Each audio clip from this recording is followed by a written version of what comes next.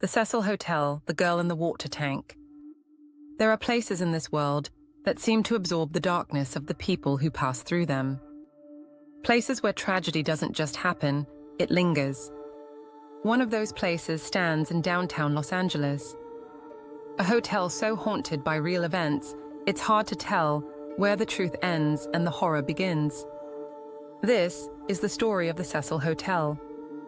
In the shadow of downtown Los Angeles, where the streets blur between the living and the lost, stands a building older than its ghosts, the Cecil Hotel. For nearly a century, its windows have watched Skid Row breathe and decay, while the darkness inside remained unchanged. Some call it cursed. Others say it simply attracts what's already broken. When it opened in 1927, the Cecil was meant to be a symbol of elegance: marble floors, ornate ceilings, and crystal chandeliers. But after the Great Depression hit, glamour turned to grime. The wealthy guests vanished, and in their place came drifters, addicts, and the forgotten. From that point on, death became part of the hotel's decor.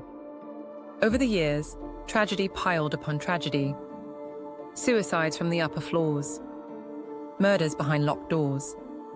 And in the 1980s, even serial killers, like Richard Ramirez, the Night Stalker, and Jack Unterweger, found refuge in its rooms. The Cecil didn't make them monsters. It just welcomed them home. Then came 2013.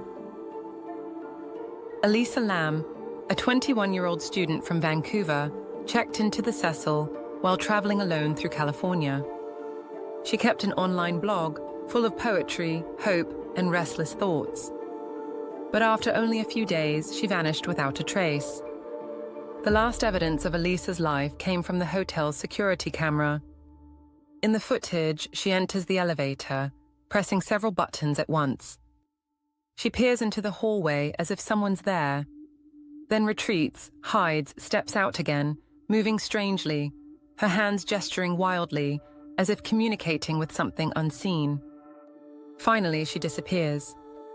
2 weeks later, hotel guests began complaining about the water: weak pressure, strange taste, dark color.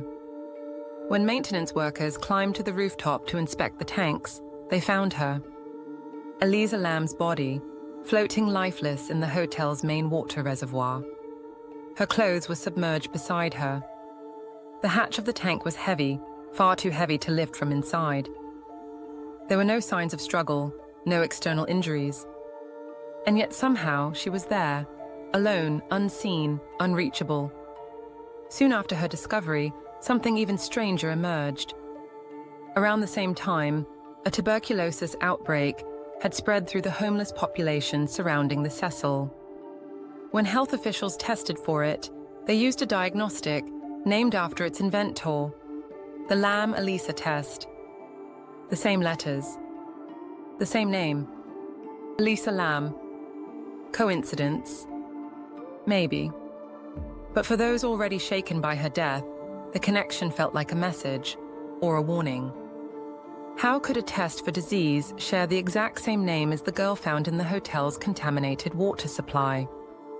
The odds seemed too haunting to ignore. Authorities ruled the death accidental, citing mental health struggles and possible disorientation. But countless details still refused to align.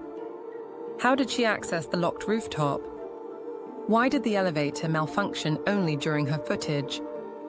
And why, in the end, was she found unclothed, submerged in silence? Theories spiraled across the internet: murder, psychosis, supernatural interference.